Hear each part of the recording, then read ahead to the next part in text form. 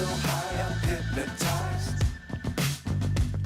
What's up is down, what's left is right.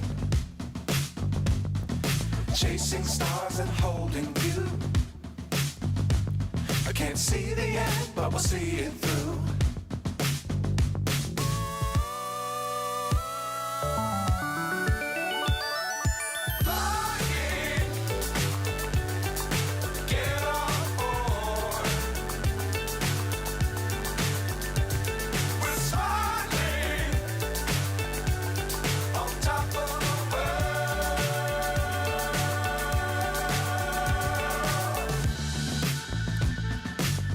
Times don't fly too high.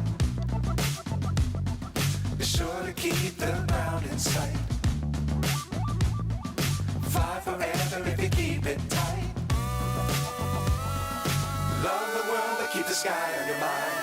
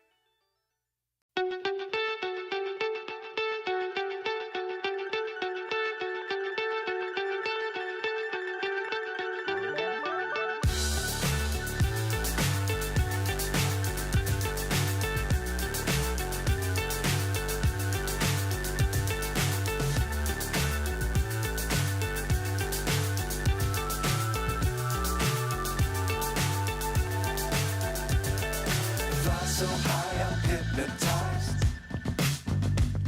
What's up is down, what's left is right. Chasing stars and holding you.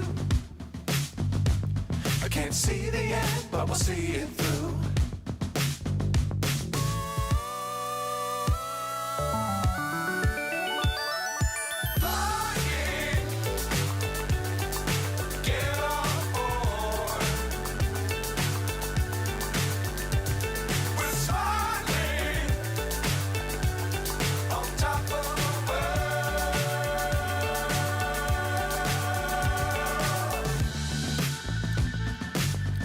Times don't fly too high. Be sure to keep the ground in sight. Fly forever if you keep it tight. Love the world but keep the sky on your mind.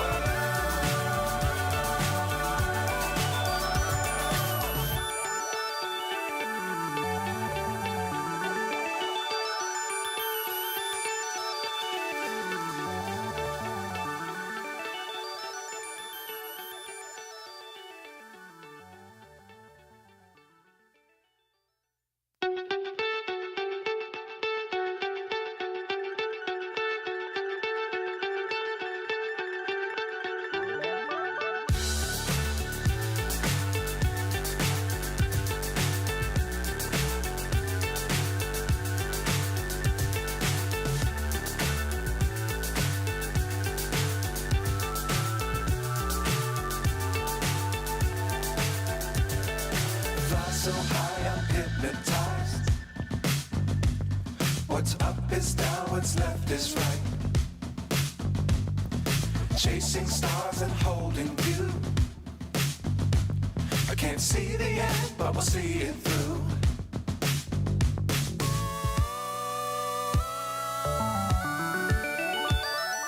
Flying, get on board. We're smiling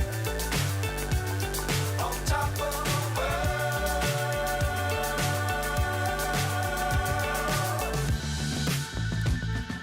Dangerous times, don't fly too high. Be sure to keep the ground in sight. Fly forever if you keep it tight. Love the world, but keep the sky on your mind. Flying, get on board. All right, we're all set now that Dave's here. All right. Good evening, everyone. Welcome to another FPVFC Town Hall. We had some technical difficulties. Well, Dave did, so Dave gets the sticker for the night. Anyway, welcome. I got a few news articles, not a ton, but enough to keep us going for a minute, and some interesting info as well. So we'll go ahead and get started on that. And let me get my screen shared. All right. So first off, we have HiFix raises $15 million to build U.S.-made drone chip platform. So this is not just a flight controller system that they're creating, but HiFix Spatial Intelligence Incorporated has announced a $15 million seed round to develop a new class of U.S.-made chips for drones and autonomous systems. A Santa Clara-based semiconductor company says its technology will replace today's fragmented drone electronics with a single integrated platform.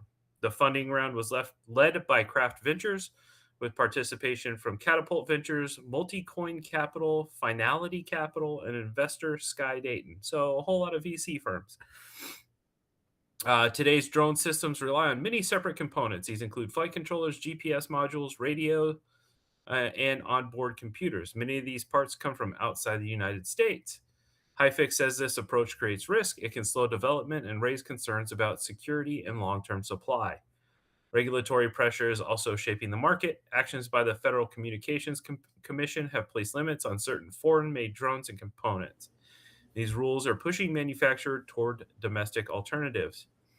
There's currently no end-to-end American supply chain for drones, said Jeff Fleur, venture partner at Craft Ventures. HiFix is tackling one of the most critical pieces, custom silicon, so U.S. companies can build world-class autonomous systems without depending on foreign technology stacks.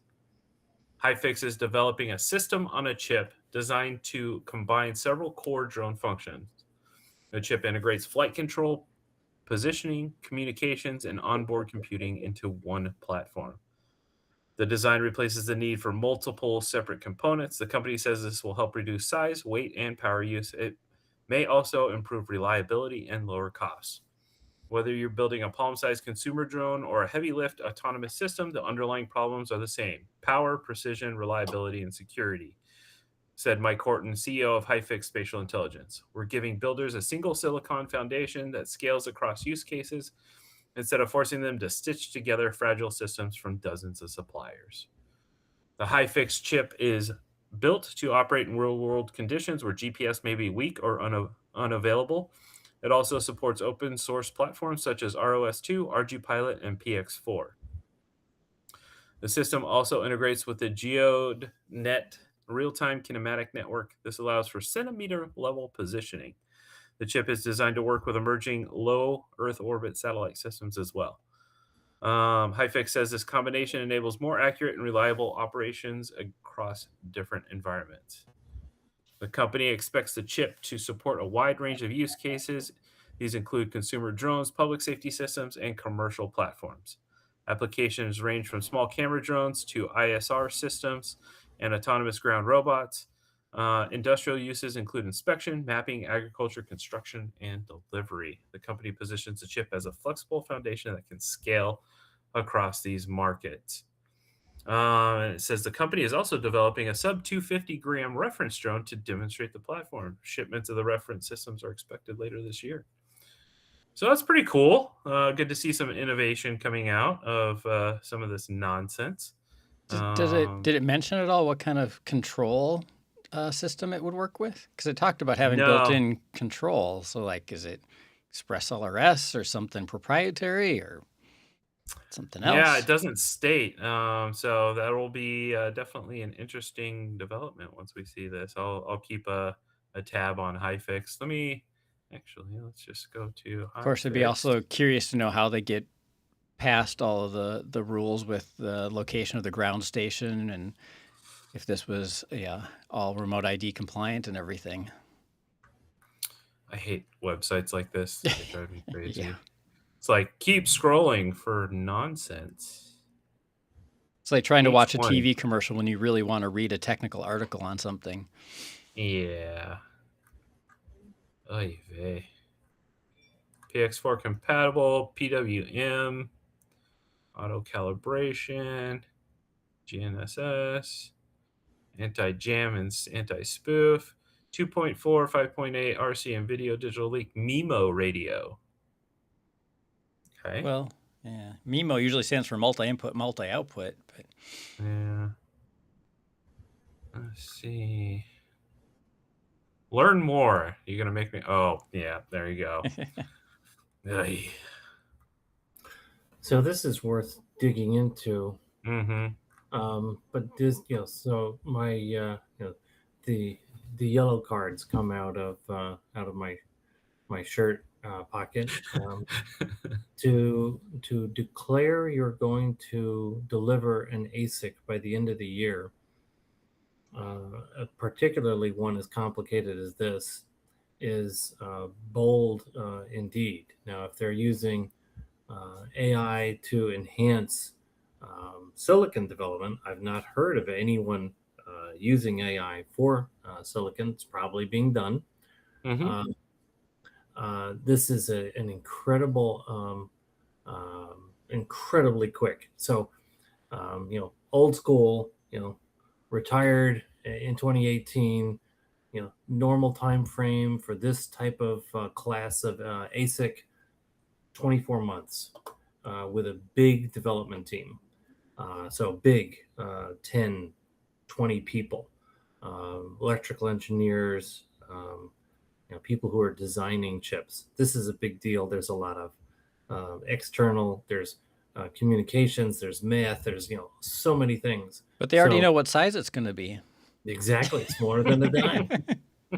So if they pull it off, that probably means that they have they're doing something like lifting existing skeletal systems, much like DJI is done. When you tear apart the covers of a DJI processor, it's a number of atom chips, so they don't create their own ASICs. HiFix is saying that they're going to create a single ASIC to get this done. Skydio has taken a different approach and simply used a large general purpose processor, NVIDIA, and put all the software on one single processor. Certainly a viable way to do it. This makes me really skeptical.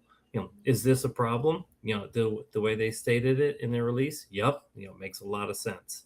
But and so we'll watch it. We'll keep an eye and to see how they're doing over the next couple months. We have seen a lot of scam level BS in the industry over the last couple months.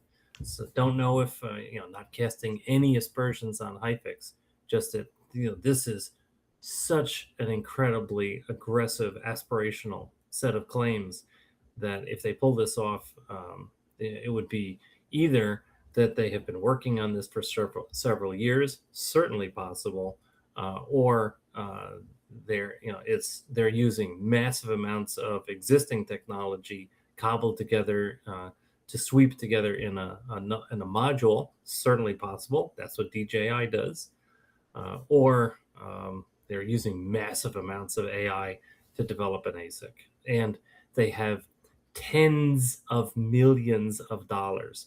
The expense of creating an ASIC, these are astronomical numbers. This is why when we talk about HD0, creating a single ASIC for video, it is so amazing. HD0 has dumped multiple millions of dollars into ASIC development for their goggles and their VTXs. So we'll see what happens here. Yep, absolutely. All right. FAA approves anti-drone laser for the U.S.-Mexico border despite recent airspace shutdowns. So, U.S. Federal Aviation Administration has cleared the Pentagon's use of a high-energy laser counter-drone system along the southern border in New Mexico after a joint safety review found that the weapon does not pose an increased risk to civilian aircraft if operated under agreed safeguards. Big if. Yeah. The decision marks a significant shift in how Washington intends to tackle a growing wave of cross-border drone activity, with officials now prepared to field directed energy weapons in domestic airspace after a turbulent rollout earlier this year. The FAA's top priority is protecting the safety of the American flying public, and we value the collaboration with the Department of War in that effort, FAA Administrator Brian Bedford said. Following a thorough, data-informed safety risk assessment, we determined that these systems do not present an increased risk to the flying public. We'll continue working with our interagency partners to ensure the national airspace systems remain safe while addressing emerging drone threats. The Department of War said the review followed live demonstrations of the system last month and would form the basis for how similar systems are introduced in future homeland missions. The successful test showcases the significant advancements we're making in counter-drone technology to ensure that our warfighters have the most advanced tools to defend the homeland, said U.S. Army Brigadier General Matt Ross, director of JIATF-401. By working hard hand in hand with the FAA and our interagency partners, the Department of War is proving that these cutting-edge capabilities are safe, effective, and ready to protect all air travelers from illicit drone use in the national airspace. So, directed energy weapons, here we come. So I assume this is after they were sort of basically caught using this using this laser. I mean, it's now the FAA has finally gone through and said, okay, yeah, it's all right, or they've agreed upon some rules that they can be allowed to do it. But yeah, I'm pretty sure they shut down the airspace because this was already in use without their approval. They did. Yeah, it says here the clearance follows 2 incidents in February that exposed gaps in coordination between military operators and aviation regulators. The most serious came on 18th of February when FAA halted flights at El Paso International Airport after a Homeland Security agency deployed the laser system without completing the required safety review. The agency initially imposed a 10-day airspace restriction, though it was lifted within hours following White House intervention. Reuters identified the system as AeroVironment's Locust, developed by Blue Halo before the company was acquired by AeroVironment last year. The weapon has previously been spotted mounted on an infantry squad vehicle near the U.S.-Mexico border. The second incident on the 25th of February raised further concern when a U.S. military unit using the same system mistakenly destroyed a government drone near Fort Hancock, Texas. The FAA subsequently expanded flight restrictions in the area while officials assessed what had gone wrong. The White House publicly linked the move to an alleged cartel drone incursion from Mexico, but subsequent reporting suggested the trigger was far more mundane, a Pentagon laser test against what turned out to be a party balloon that had initially been mistaken for a drone. The episode exposed how quickly operational urgency had overtaken the regulatory framework meant to govern the use of directed energy weapons in shared civilian airspace. Somebody got a little happy on the trigger. Locust is a directed energy weapon developed by AeroVironment that disables drones using a focused laser beam rather than missiles or gunfire. The system, short for low-cost optical dazzling and I need something that dazzles like that. An intercept counter UAS technology is designed to engage small unmanned aircraft by damaging critical components such as sensors or propulsion systems.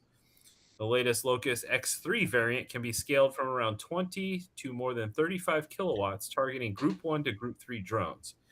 Combines a beam director with AI-enabled detection, tracking, and engagement software, allowing operators to identify and engage targets quickly and potentially sustain multiple engagements without the reload limits of conventional air defense systems. The key advantage is cost and persistence. AeroVironment says Locust can deliver engagements for less than $5 per shot, while its modular design allows it to be mounted on vehicles or fixed sites. As drone threats grow, systems like Locust are increasingly seen as a way to provide low cost, high volume defense against or alongside traditional interceptors. Yeah, that's definitely interesting. I'd like to see it against like Alex flying. So yeah. So my bullshit meter pins into the red zone on this one. So does this exist? Yeah, it sounds like it exists. Is it effective? Yeah, well, it shot down some balloons. Did it even take the balloons out of the sky? We don't know, do we? I don't know, but the part that really gets me is in February, the FAA in El Paso was so incensed that they took the action to shut down the entire El Paso airspace. Mm-hmm. 2 months later, there are no problems. No problem. Yo, we got it all figured out. Yep. It's no. There are no issues. Yep. You're okay now. Yep. It's okay. We all love it. I'm calling bullshit on this one. Yeah, I mean, somebody probably lost their job or got demoted, but I think so. All right. Texas awards $5 million grant for drone training and battery development. God, I hope $5 million gets us some new batteries. That'd be fantastic. $5 million Texas state grant will fund unmanned aircraft systems training, production, and battery development programs involving Texas A&M University Texarkana, Texarkana College, and Red River Army Depot. The funding, awarded through the Texas Military Preparedness Commission's Defense Economic Adjustment Assistance Program, wow, these names are getting longer and longer, will be administered by the Architects Council of Government. It supports efforts to strengthen U.S. military UAS capabilities through workforce development and technical research. Under the program, Texas A&M University Texarkana will focus on battery design and testing. Texarkana College will develop drone production courses, and Red River Army Depot will handle defense-related program components. The initiative will expand training opportunities for both students and working engineers and add new certification pathways in battery systems and integrate unmanned aircraft training into existing engineering programs. U.S. Department of Defense has increased collaboration with universities to advance unmanned aircraft systems with funding directed toward research in autonomy, propulsion, and energy storage. The Pentagon launched the University Consortium for Applied Hypersonics, which includes multiple academic institutions contributing to advanced aerospace and propulsion research relevant to unmanned platforms. U.S. Navy has partnered with Brigham Young University to develop algorithms improving coordination and navigation of autonomous underwater drones under a program that integrates students into defense research. And Purdue University also collaborated with the Department of Defense to make military drone software more resilient against hacking and cyber threats. So, well, I really hope they're able to do something, but that's not much money split across all of those different things. So, yeah, like if I'm trying to think of how much money it would take to invent some improved batteries for drones, like a fraction of $5 million doesn't sound like an awful lot when much bigger, more important, much bigger companies are working on that all the time and haven't done much recently. Yeah, agree. I mean, it's definitely interesting. I mean, I applaud the integration of drones into engineering courses. I think that's a massive win. And who knows? I mean, one of the people that are in here maybe develops the next battery, but yeah, it's definitely. And maybe this is just a small part of something else, that other program, and it's extra funding for them or something. But yeah. Yeah, but, in the variety of military programs that we're observing, Yeah, I'm with you, Dan, 100%. $5 million, really. And so a small amount of money across a number of research institutions. How long do you think that successful research would take? How long would it take for it to put into production? It's usually measured in years. So I agree. Love to see research in batteries. Great.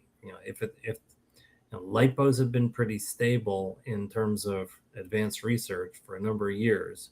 What we really need in the U.S. and maybe DoD, Department of Defense, is working on this as well, and funding private industry on manufacturing locations, which are it's dirty in terms of chemicals. It's large. It's capital intensive. It's a non-trivial set of problems. So $5 million to go. We'll see. I'm just gonna call out the elephant in the room, though. 2 different articles, and we can't figure out what to call the Department of Defense anymore. Yeah, Just well, saying. until Congress changes it, it's still DoD. Right. It depends who's writing the words. If it's coming Exactly. from the current administration, it's Department of War. Everybody else, Right. DoD. Department. Yeah. You got it. Yep. All right. So, new Pentagon memo complicates DJI ban reversal. So, Oh. just when it looked Because like because it was so straightforward. I know, right? Just when it looked like tech giant DJI might finally get a real shot at pushing back against the U.S. government's crackdown on foreign-made drones, the Pentagon has stepped in and slammed the door shut a little harder. So, in case you're wondering, DJI sued the government on this, and so this is kind of the next phase of that. What does the U.S. government know about foreign drones that the public doesn't? A new memo from the Department of Defense offers a clue, and it's not exactly reassuring for DJI or the millions of Americans who rely on its drones. In its memo, the Pentagon firmly opposes any effort to reconsider the Federal Communications Commission's decision to place foreign-made drone systems and critical components on its covered list, a designation that effectively blocks new products from being approved for sale in the U.S.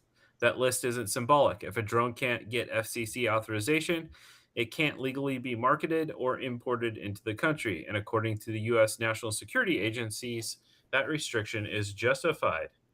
The government's determination, first formalized in late 2025, concluded that foreign-built drones pose unacceptable risks to national security and public safety. The new memo doesn't just repeat that claim, it reinforces it strongly. And it applies broadly from consumer drones like the DJI Mini 5 Pro and DJI Air 3S to enterprise systems like the DJI Matrice 4 used by public safety agencies and infrastructure operators. Here's where things take a more serious turn. The Pentagon makes it clear that this conclusion wasn't reached lightly or based on publicly available concerns about data security or supply chains. Instead, it says the determination relied on both classified and unclassified intelligence, including a classified annex that was submitted to Congress as recently as April 3rd. That detail changes the tone of the entire debate. Up until now, much of the public conversation around DJI is centered on hypothetical risks, data access, remote updates, potential ties to foreign government. DJI has consistently denied wrongdoing and argued that there's no concrete evidence of misuse. But the Pentagon's memo suggests the government may be operating with information that hasn't and perhaps can't be shared publicly. And that makes this fight much harder for DJI to win in the court of public opinion, let alone an actual courtroom.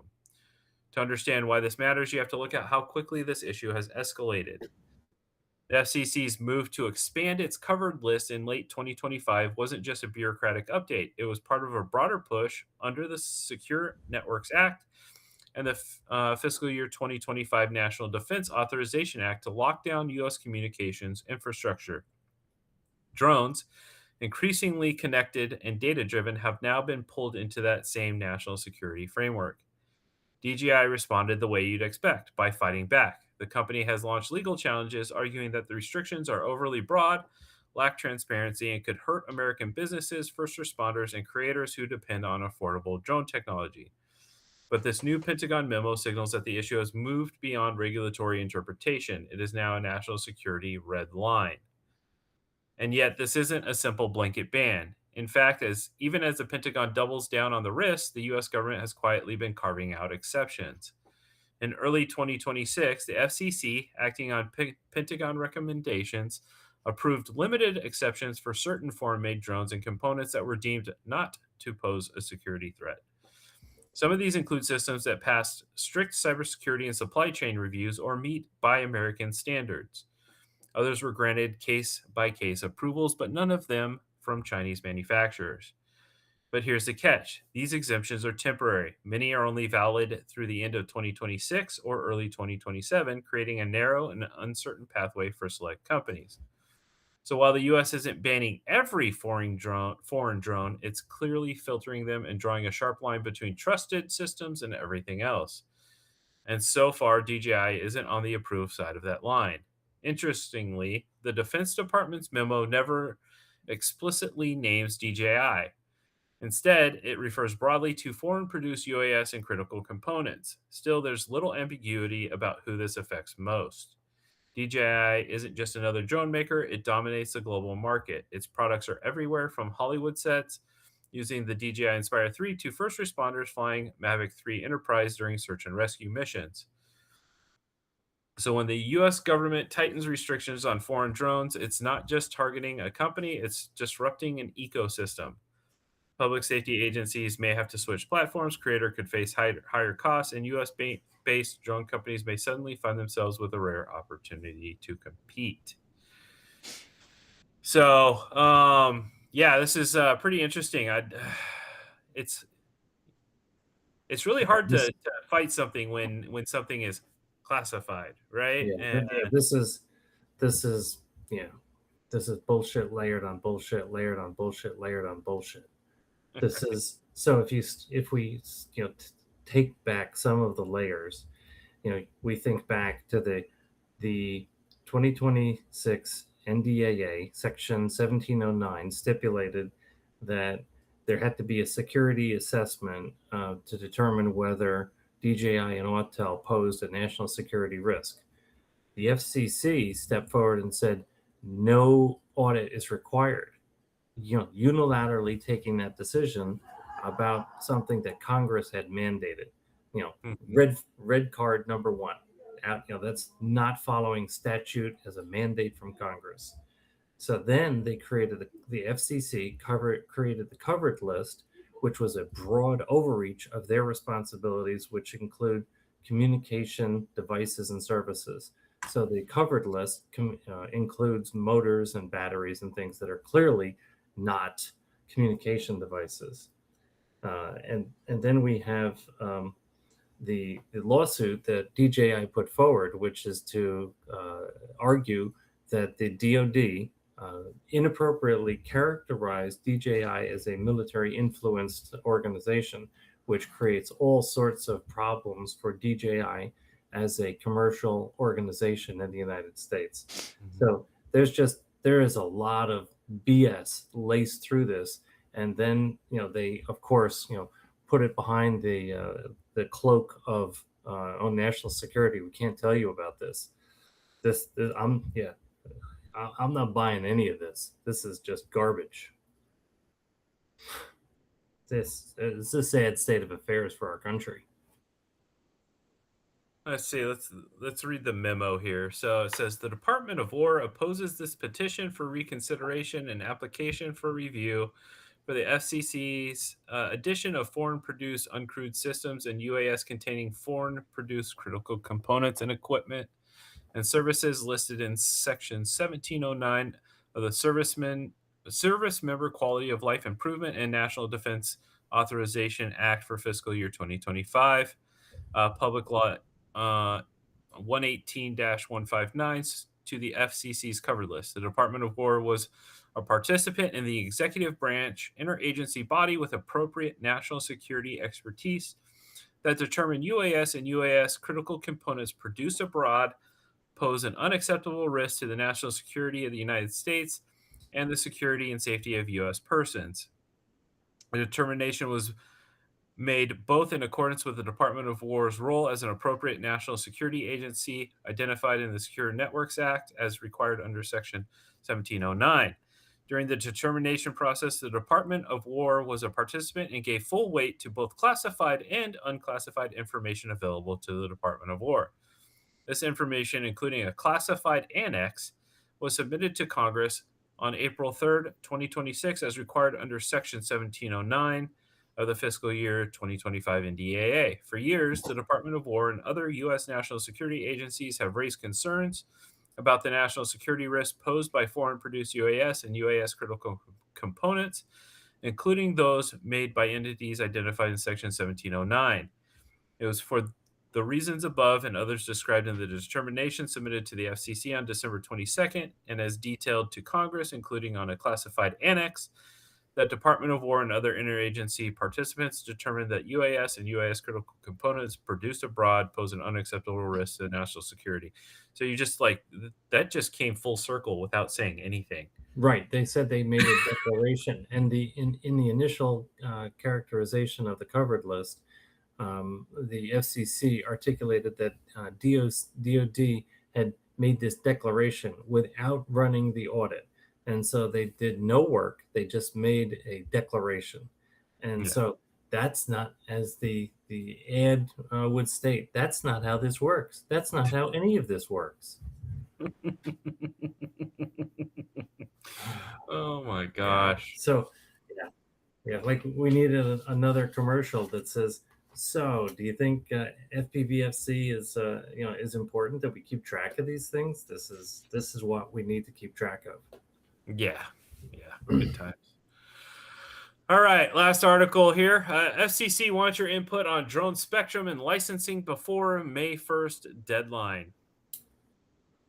The Federal Communications Commission is asking drone operators, manufacturers, public safety agencies, and investors to file comments on a proposed set of reforms before May 1, 2026. The public notice titled Unleashing American Drone Dominance and formally designated DA 26-314 was released April 1st, 2026, jointly by the FCC's Wireless Telecommunications Bureau and Office of Engineering and Technology. Reply comments are due May 18th. This is not a routine filing. The notice covers spectrum access, experimental licensing, counter UAS regulatory barriers, and federal coordination. The specific choke points that have slowed American drone development for years. If you fly commercially, operate a public safety drone, or build UAS hardware, this proceeding directly affects what spectrum you'll be able to use, how quickly you can get experimental approvals, and whether the government will ever untangle the legal mess around counter UAS jamming. Comments can be filed at the FCC's electronic comment filing system under docket 26-74. The FCC structured the notice around 6 distinct topics, each with technical questions. This is not a vague invitation to submit ideas. The agency is asking pointed questions and expects substantive answers.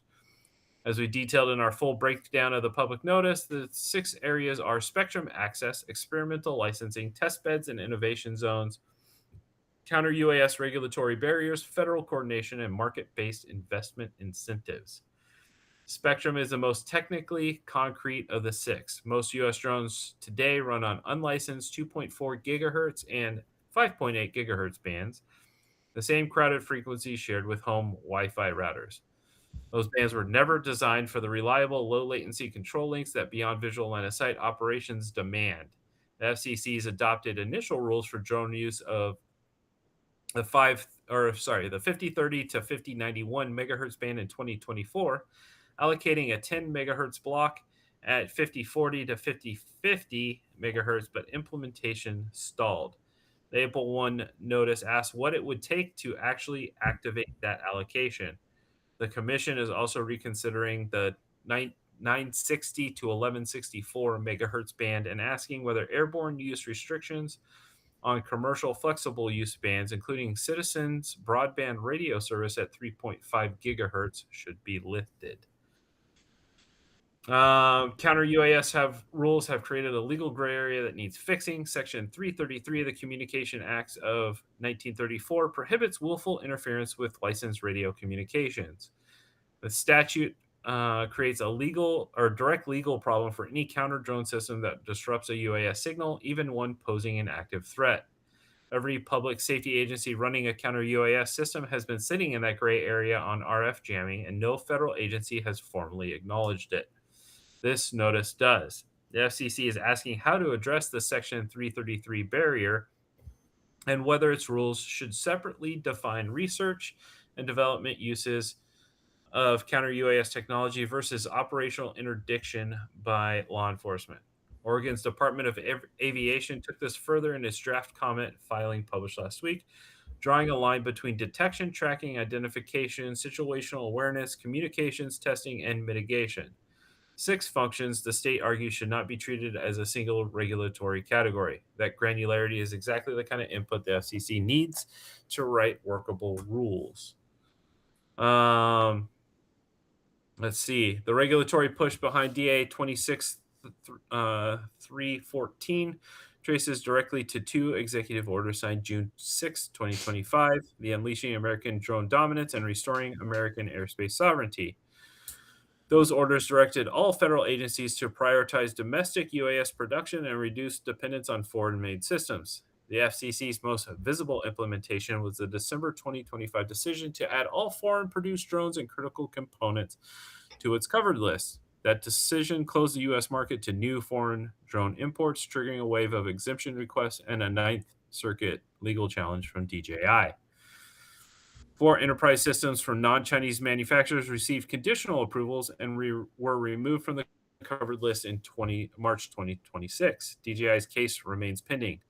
The Pentagon filed classified intelligence with the FCC opposing DJI's removal petition in April 2026, raising the stakes further. April 1 notice is the FCC's attempt to build a forward-looking regulatory framework while that legal fight continues in parallel. Since January 2025, the FCC has granted 227 UAS experimental approvals, a 68% increase compared to the entire 2021 to 2024 period, along with 8 counter UAS approvals, the first such licenses the agency has ever issued.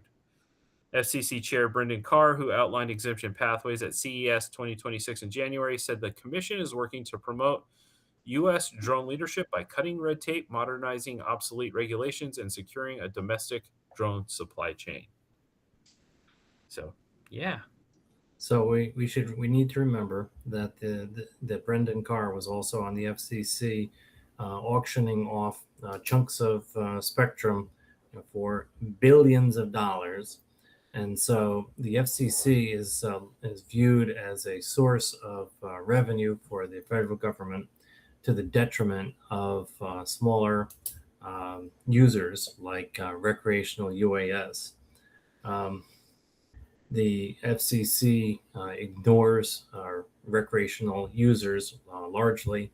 And if you think back to the Section 374 of the FAA Reauthorization Act of 2018, when the FCC, the FAA, and the administration were supposed to work together to come up with licensed spectrum for drones, they say they did it in early 24. I'm still dubious, and this is a deadly serious piece of work that could risk changes in hardware that are existing and make illegal existing aircraft because they're not operating in the right spectrum.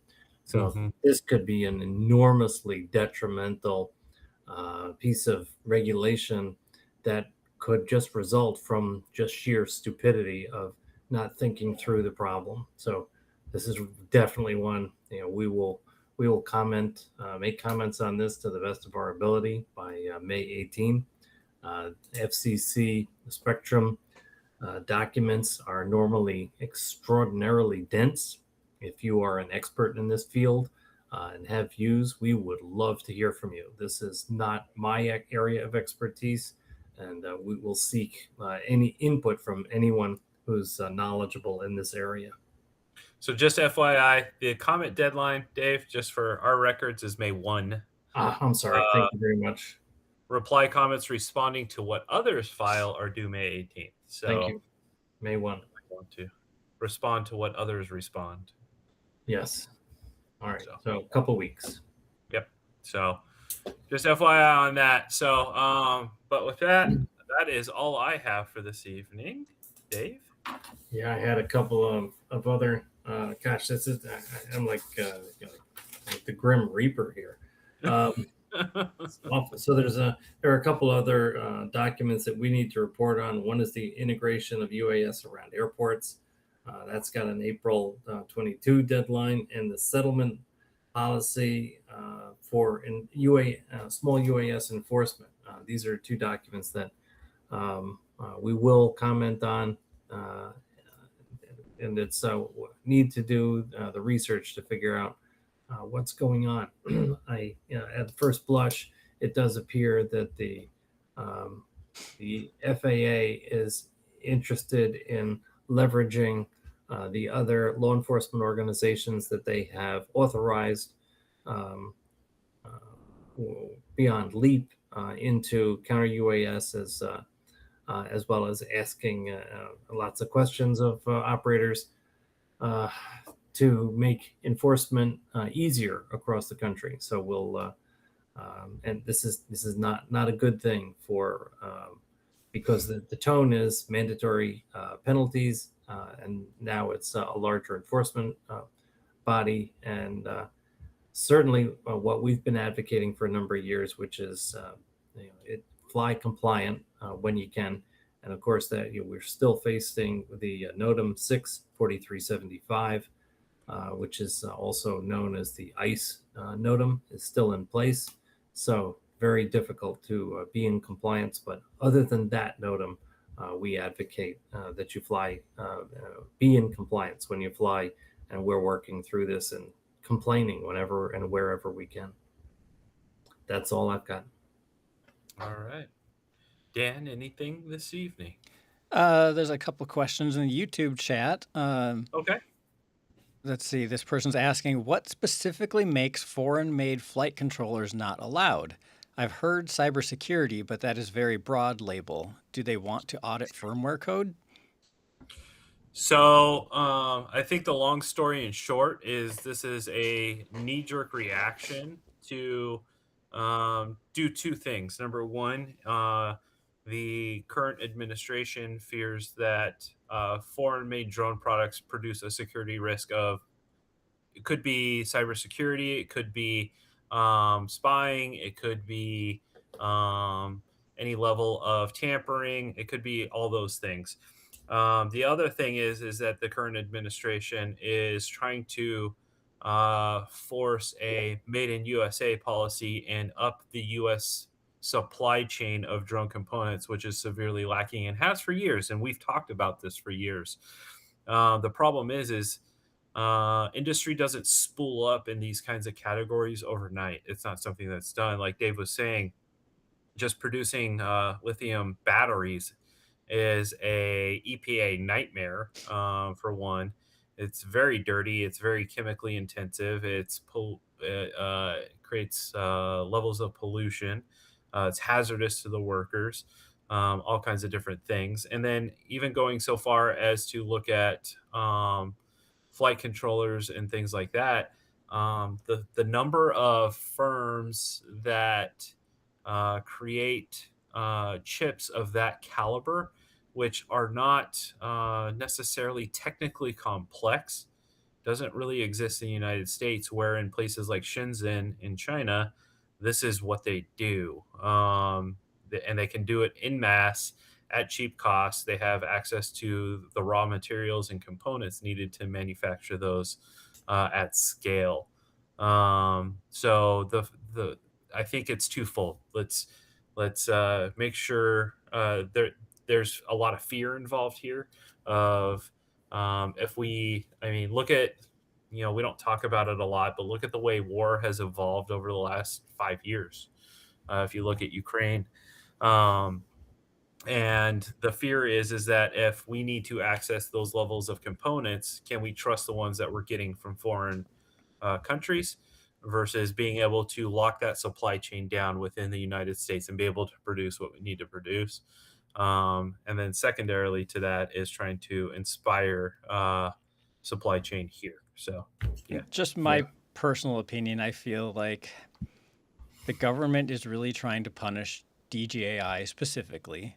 They don't want to leave any loopholes out there for them to rebrand their stuff and get it in. They don't really care about a That's lot of the fair. smaller Yeah. flight controller companies whatsoever. But they're just making this broad statement and then applying it to everybody because they just don't care. Yes, yes, we've absolutely heard those words from several of the regulatory organizations. We're trying to target DJI and Autel, but we didn't know how to do that, so we just did it for the entire industry. It's Yeah. unbelievable. Instead of playing whack-a-mole, and so Right. Yeah, so I would add to what you both said is, fear, money, and lack of Supply chain. intelligence. And so, the conditional of note, these several companies that gained the conditional approval of the covered list, which, as Josh was saying, it terminates at the end of 26. You have to articulate what is your today stated supply chain. You have to describe how you will move your supply chain to onshore in the United States, and you have to provide corporate background. That who do you report to? Who's the company that you work for? Hopefully you're a U.S. based company. So of note also is that the covered list bans even Western European countries, which Allied countries. these are our allies. These are countries that we have been working with closely, that we share formerly. They won't share with us. Let's do a search on Five Eyes intelligence. That is now no longer the case because the United States is not trusted. So this is, what am I saying? I'm saying the rationale to substantiate that decision is fallacious. So hopefully that answers your question. They also asked another great question: is there a list of pending legislation that is perpetually updated so that we can individually comment on when they ask for comments? I know we've kind of tried to have a calendar of sorts on our webpage in the past, but I don't think that even exists. If it did, it's way out of date. But having something that people could look at and say, oh, here's some legislation, here's the comment period, here's where you go to leave your comments, would probably be a really good idea. It's just we've had a stretch where we didn't have anything for a long period of time, and then all of a sudden there was like 3 in a row. So yeah, I think it's a great question, and it's something that we should work on, and we will work on. The other thing is like, I know Alex has some setup. I'm sure Dave has some setup on certain keywords in the Federal Register. When things pop up, you get an email on things that kind of populate there. The next layer under this is that there's a lot of gaming going on, and that these pop on the scene, and the agency, FAA, FCC, Department of Commerce, on and on, that we work with and place comments on, they'll give us 30 days, maybe 60 days, but there's no, other than the enormous ones like beyond visual line of sight, there's no advance notice that this work is going on, and then pop, and you have, a couple of weeks to comment. So great idea. We absolutely will work on this in terms of creating a live and active list.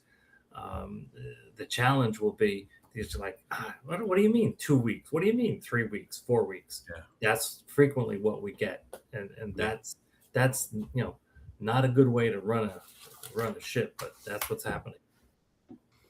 Yeah, they're also saying we could send out an email to them. We could send out an email to our members if you signed up there. Great. For sure. Great idea. Or we could hide all this information and require you to watch our YouTube videos to get more views. No, easiest email sounds like a great idea. Yeah. Any other questions there, Dan? I think that's it. Right, and good. I don't have anything else to add. All right. That was good. Thank you. Those are great questions. Thank you.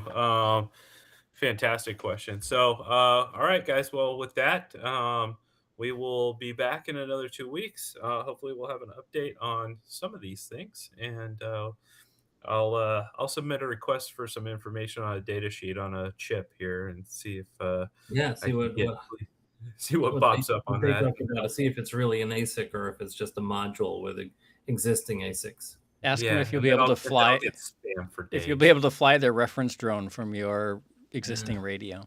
Yeah, that'd Yes. be fantastic. Yes. Yeah. Good Not a question. chance.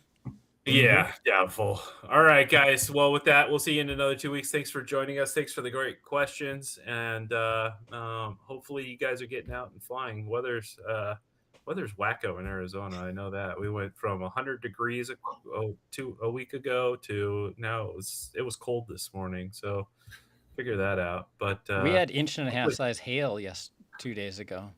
oh God, get out and Like- fly in it, Dan. Let's go. Yeah, I don't think much would have survived. Yikes! It was crazy. It covered the ground and looked like it had snowed out there. I think inch deep of hail. Oh gosh, that's Yes. crazy. Yeah, and It's- I have never had so many phone calls and people stopping by my house in my life. Starting the next morning, the roofing companies are just swarming the neighborhood. It's like, hey, Oh, you want they're a just free like, inspection? "Your Do roof you want is to check your broken. roof? Let's go." Yeah. next to the auto body companies that are Yeah. all making money in Austin, Texas. Yeah, 100%. All right, guys, have a great evening. We'll see you in a little bit. See ya. Thank you. Take care. Bye.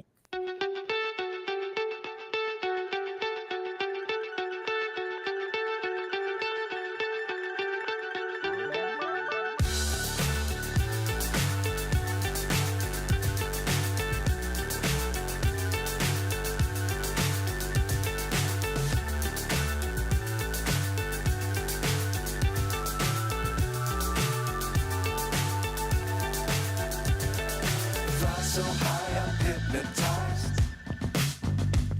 What's up is down, what's left is right. Chasing stars and holding you. I can't see the end, but we'll see it through.